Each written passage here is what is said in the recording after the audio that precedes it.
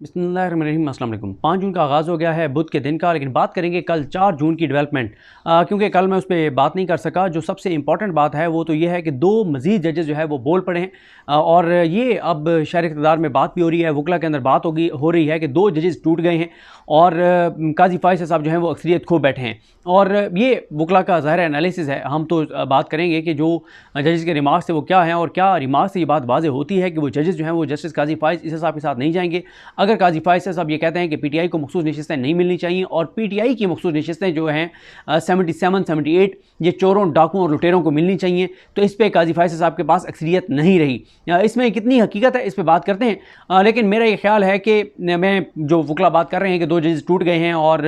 काजी फ़ाइज़ साहब अक्सरियत खो बैठे हैं, वो तो उनका एक पॉइंट ऑफ व्यू है, लेकिन मैं ये ज़रूर समझता हूँ कि पीटीआई तैयार हो जाए। पीटीआई के लिए खुशखबरी आने वाली है, और जून के आखिरी हफ्ते में जब ये केस कंक्लूड होगा तो तहरीक इंसाफ को ही ये नशिस्तें मिलने जा रही हैं। और सबसे अहम डेवलपमेंट ये होने जा रही है कि शायद पीटीआई के अंदर ही इन एमएनएस को शामिल होने का मौका दे दिया जाए, और दोबारा सुप्रीम कोर्ट के फैसले के नतीजे में एक ऑप्शन दे दिया जाए कि ये जो आज़ाद जीते थे, अब इनके पास दोबारा 3 दिन हैं कि जिस जमात में शामिल होना चाहते हैं वो शामिल हो सकते हैं, और वो जमात पीटीआई भी हो सकती है। ये बहुत बड़ी डेवलपमेंट होगी कि बल्ले के छीनने के बावजूद ये एमएनएस जो 90 के करीब हैं ये दोबारा पीटीआई में शामिल हो जाएं, और पीटीआई बतौर पार्लिमानी पार्टी जो है वो बहाल हो जाए। ये बहुत बड़ी डेवलपमेंट होगी। देखें कल की कुछ इंपॉर्टेंट चीज़ें जिससे अंदाज़ा होता है कि किस तरफ जा रहा है। एक तो जस्टिस मुनीब अख्तर साहब ने कैटेगोरिकल कह दिया है, यानी अल्फाज मुख्तलिफ हैं लेकिन कैटेगोरिकल कह दिया है कि जो तबाही और बर्बादी हुई है उसकी ये सारा क्राइसिस खड़ा हुआ है उसकी वजह बल्ला छीनना था। उसकी वजह सुप्रीम कोर्ट का काजी फ़ाइज़ ईसा का 13 जनवरी का फैसला था, कैटेगोरिकल कहा है। उसके बाद ये भी कहा गया मुनीब अख्तर साहब की जानिब से कि सुप्रीम कोर्ट ने इलेक्शन कमीशन की जो गलतियां हैं उनको दुरुस्त करने के बजाय रबर स्टैंप का किरदार अदा किया है। यानी सुप्रीम कोर्ट ने जो शरीफ खानदान का मोहरा है सिकंदर सुल्तान राजा, उसकी जो कुछ उसने किया बदनीयती पे मबनी, बजाय इसके कि सुप्रीम कोर्ट उसको ठीक करती, सुप्रीम कोर्ट ने कहा क्या बात है सिकंदर सुल्तान राजा की, सदके वारी और कुर्बान, ऐसा चीफ इलेक्शन कमिश्नर तो कहीं भी नहीं आया। और आप इंडिया में देख रहे हैं कि सब कह रहे हैं कि वहाँ पे भी सिकंदर सुल्तान राजा होते तो आराम से मोदी जो है वो 400 नशिस्तें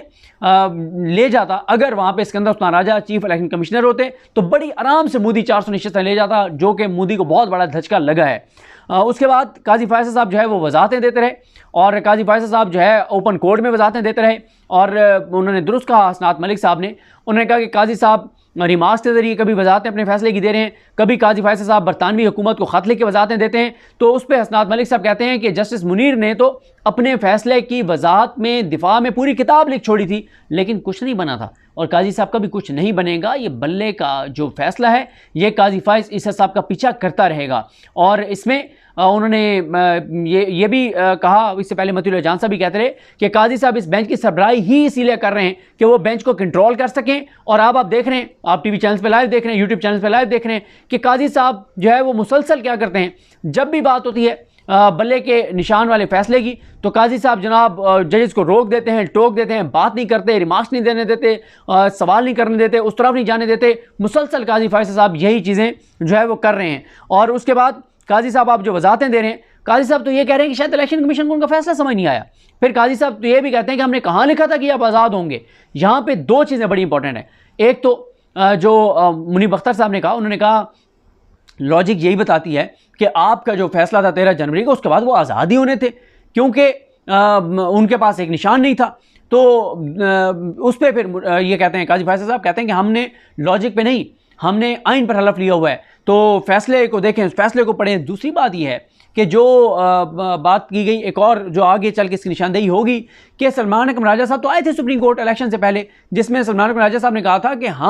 हमारे पास निशान मुख्तलिफ ज़रूर हैं लेकिन हम पीटीआई के उम्मीदवार हैं, हमारे कागजात नामजदगी पर लिखा हुआ है कि हम पीटीआई के उम्मीदवार हैं। लेकिन काजी फ़ाइज़ ईसा साहब ने वो केस नहीं लगाया था। फिर एक मौके पे काजी फ़ाइज़ साहब अतर मिनल्ला साहब के साथ भी सीधे हो गए, जब अतर मिनल्ला साहब ने कहा कि पीटीआई जो है वो मुसलसल शिकायत करती रही कि हमें लेवल प्लेइंग फील्ड नहीं मिल रही, हमें निशाना बनाया जा रहा है, हमें टारगेट किया जा रहा है, हमारे साथ जबर हो रहा है, जुल्म हो रहा है। काजी साहब ने उनको रोक दिया, ये मामला हमारे सामने नहीं है। उन्होंने कहा मुझे अपनी बात मुकम्मल करने दें, हम यहाँ पर जो जजेस बैठे हैं हमने आइन के तहफ़्फ़ुज़ का हलफ लिया हुआ है, हमने बुनियादी इंसानी हकूक़ की फराहमी को यकीनी बनाने का हलफ लिया हुआ है। तो हमारा यहाँ पे काम है बैठ के जब हमारे पास केसेस आए तो बुनियादी इंसानी हकूक़ को भी देखें, लोगों के मफाद को भी देखें, वोटर्स के वो जो आइन ने उनको जो तहफ़्फ़ुज़ात दिए हुए हैं उन सारी चीज़ों को देखें। तो उन्होंने कहा फिर एक मौके पर यह भी कहा तरमीन साहब ने, उन्होंने कहा सच कड़वा होता है। काजी फैसल साहब कहते हैं मैं तो बोलने की कोशिश करता हूँ, तो उस पर भी फिर तरमीन साहब ने ज़बरदस्त रिमार्क्स दिए और चीज़ें जो हैं वो बड़ी ज़बरदस्त हुई। उसके अलावा काजी साहब जो है वो एक अजीब बात कर रहे थे, जब वो ये कह रहे थे कि मेरे फैसले का ये मतलब नहीं था, ये मकसद नहीं था, तो फिर कहा फैसल सिद्दीकी साहब ने, उन्होंने कहा काश आप अपने फैसले के साथ एक वज़ाहती नोट भी लिख देते ताकि इलेक्शन कमीशन को समझ आ जाता। दूसरी बात यह है कि काजी साहब मतलब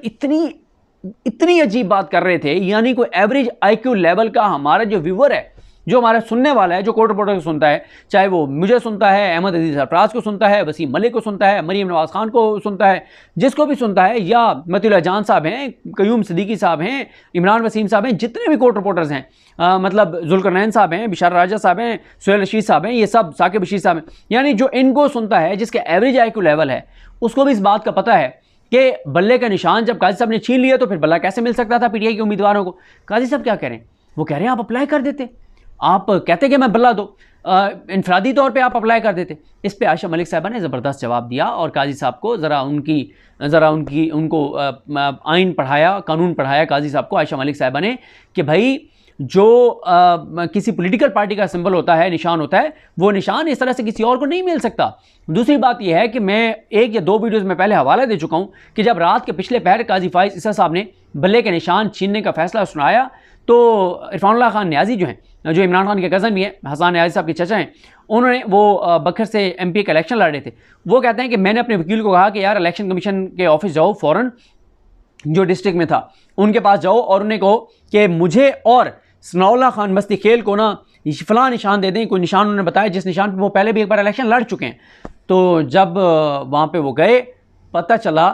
कि आपके नामों के साथ तज़हीक अमेज़ जो निशानात हैं वो पहले से आए पड़े हैं, 3 दिन पहले से आए पड़े हैं, यानी 3 दिन पहले से पता था निज़ाम पूरे को, हुकूमत पूरी को, इलेक्शन कमीशन को कि काजी फाइज ईसा बल्ला नहीं देंगे। और इसीलिए ये किया गया कि 3 दिन पहले बता दिया गया कि इसको ये निशान देना है, इसको ये निशान देना है, और फिर बहुत वारदातें डाली गई। निशान जो है वो एक तो तज़हीक अमेज़ दिए गए, किसी को लोटा, किसी को क्या चीज़, इस तरह की चीज़ें। फिर उसके अलावा एक और जो किया गया वो ये किया गया कि नीचे उम्मीदवार जो है, यानी इरफानुल्लाह न्याजी के पास जो एक निशान था, सनाउल्लाह मस्ती खेल के पास कोई और निशान था जो ऊपर MNA थे, और जो निशान सनाउल्लाह मस्ती खेल के पास था वही निशान इरफानुल्लाह न्याजी के मुकाबले में एक अननोन बंदे को दे दिया, और जो इरफानुल्लाह न्याजी का निशान था वो सनाउल्लाह मस्ती खेल के मुकाबले में एक अननोन बंदे को दे दिया ताकि लोग कंफ्यूज हों, क्योंकि ये पूरा निज़ाम, ये अदालतें समझती थी कि पाकिस्तान के लोग तो जाहिल हैं, अनपढ़ हैं, इनको तो पता नहीं, इनको शऊर नहीं है, लेकिन लोगों ने चुन चुन के ढूंढ के निशान लगाए हैं। और वो एक और चीज़ जो हमारे एक और दोस्त हैं उनके भाई ने कहा था, वो भी एक बैकवर्ड इलाके से थे, कहते हैं बुज़ुर्ग मुझे मिले, मैं अपनी ज़मीनों में खड़ा था, उन्होंने कहा ये जो कहा जाता है नहीं इलेक्शन से पहले की बात है कि हमें PTI के उम्मीदवारों का निशान नहीं पता चलेगा, मान लेते हैं, अलबत्ता हमें ये पता है कि शेर, तीर और किताब पे ठप्पा नहीं लगाना, तो लोगों ने नहीं लगाया। उसके बाद इसके अलावा जो हुआ वो ये भी कहा उन्होंने, फैसल सिद्दीकी साहब ने, कि जो आप कह रहे हैं कि बल्ले के निशान वो मांगते और उनको दे दिया जाता तो सुप्रीम कोर्ट के फैसले की खिलाफवर्जी होती। और मुनीब साहब ने तो 3-4 बार कहा कि भाई कैसे आप लॉजिक के साथ बात करें, सुप्रीम कोर्ट ने जो है वो बल्ला छीन लिया, नीचे RO की औकात है कि RO जो है वो बल्ला दे दे, और बल्ला क्या सुप्रीम कोर्ट ने इसलिए छीना था कि नीचे जाकर इनफरादी तौर पे वो बल्ला ले लें, लेकिन काजी साहब बज़िद थे, और काजी साहब कहते हैं कि जनाब हमने तो ये नहीं लिखा था, हमने तो वो नहीं लिखा था। तो भाई सुप्रीम कोर्ट हो, इलेक्शन कमीशन हो, सारे एक पेज पर थे इलेक्शन से पहले। ये तो अलग बात है कि पाकिस्तान की कौम निकली, इमरान खान के कहने पर लब्बैक कहा और इमरान खान की लाज रख ली। इसके अलावा अब क्योंकि ये केस गया है 24 जून तक, हसनात मलिक साहब ने मतीउल्लाह जान साहब के प्रोग्राम में कहा है कि शायद हुकूमत को टाइम मिल गया है कि हुकूमत पत्ते खेले ताकि काजी साहब को दोबारा अक्सरियत मिल जाए। और इस पे एक और पॉइंट भी हसनात मलिक साहब ने उठाया है कि अगर काजी फायसल साहब, मुनीब अख्तर साहब और अतर मिनल्ला साहब और इन सबको नंबर गेम में शिकस्त देना चाहते हैं तो फिर 3 जजेस जो लगाएंगे काजी फायसल साहब, उनको भी वो बिठा सकते हैं इस फुल कोर्ट में। लेकिन सवाल वही है जो वहाँ पे मतीउल्लाह जान साहब ने भी उठाया कि भाई एक बार जब पार्ट हर्ड है ये केस तो फिर कैसे आप जो है वो नया बेंच इस तरह से तश्कील दे सकते हैं। तो लगता नहीं है कि 3 नए जज जो काजी साहब लगाएंगे उनको बिठाएंगे। उसके अलावा अब ये भी एक डिस्कस हुआ कि नशस्तें जो हैं जो मिलेंगी वो पॉलिटिकल पार्टी को मिलेंगी या पार्लिमानी पार्टी को मिलेंगी। इस पर भी मुनीब अख्तर साहब ने कहा कि अभी आप पॉलिटिकल पार्टी पे हैं, पार्लिमानी पार्टी बाद की बात है। तो आतम मुल्ला साहब ने तो कैटेगोरिकल कहा कि वोट जो है वो पीटीआई को पड़ा है, सुन्नी इत्तेहाद कौंसिल को नहीं पड़ा। और जमाल खान मुदखिल साहब, अच्छा अब देखें, जब पहले वकला कह रहे थे ना और कुछ रिपोर्टर्स कह रहे थे कि नंबर गेम में ये जजेस काजी फैसल साहब के साथ हैं, ये जजेस जो हैं वो अतर मिल्ला साहब और मसूली शाह साहब और मुनीब अख्तर साहब के साथ हैं, उसमें 2 जजेस के बोलने से ये इसलिए तासुर बन रहा है कि 2 जजेस टूट गए हैं। एक जमाल खान मुदखिल साहब जिस तरह के रिमार्क्स दे रहे हैं और इस पर हसनात मलिक साहब का ख्याल है कि जमाल खान मुदखिल साहब काजी फैसल साहब को मुश्किल से निकालना चाह रहे हैं। वो ये चाहते हैं कि काजी फैसल साहब पीटीआई को मखसूस नशिस्तें दे दें ताकि किसी तरह से काजी फैसल साहब का जो 13 जनवरी वाला फैसला है उसका अजाला हो जाए, थोड़ा सा काजी साहब के लिए आसानी हो जाए ताकि उनको फेस सेविंग मिल जाए, कोई तनकीद उनके ऊपर कम हो जाए। ये कोशिश कर रहे हैं जमाल खान मुदखिल साहब। उसके बाद हसन अजहर रिजवी साहब जब बोले, उन्होंने कहा ये बताइए बल्लेबाज वाला जो निशान लिया था उसका क्या बना था। यानी उन्होंने भी इशारा किया है कि भैया आप उस वक्त के हालात और सूरत हाल को देखें कि बल्लेबाज के साथ उन्होंने इताअत किया, बल्लेबाज वाले को उठा के, और पता नहीं उसके साथ क्या किया गया, वो आके चाबी वाला खिलौना जो है वो लिखी लिखाई उसने वो प्रेस कॉन्फ्रेंस कर दी। तो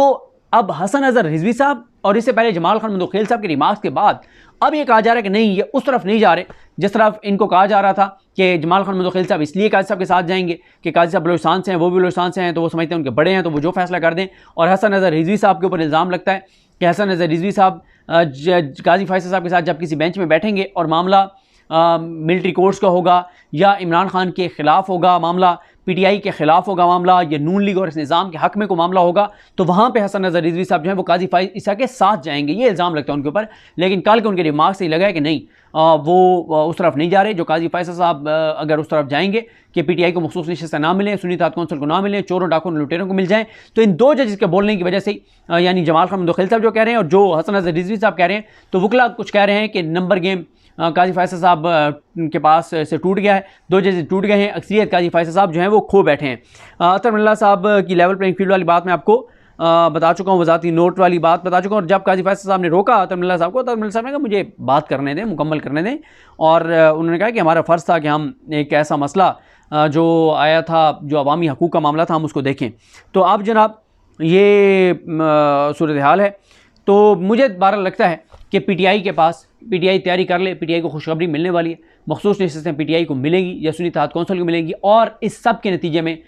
सुप्रीम कोर्ट से जो फैसला आएगा, पीटीआई बहाल भी हो सकती है बतौर पार्लिमानी पार्टी। पीटीआई को ऑप्शन दे दिया जाए एमएनएस को कि आप पीटीआई में शामिल होना चाहते हैं तो हो जाएं। तो ये सूरत हाल है। मुझे अपनी दुआ में याद रखें। अलकरीम हम सबका हमीना। अल्लाह हाफ़िज़।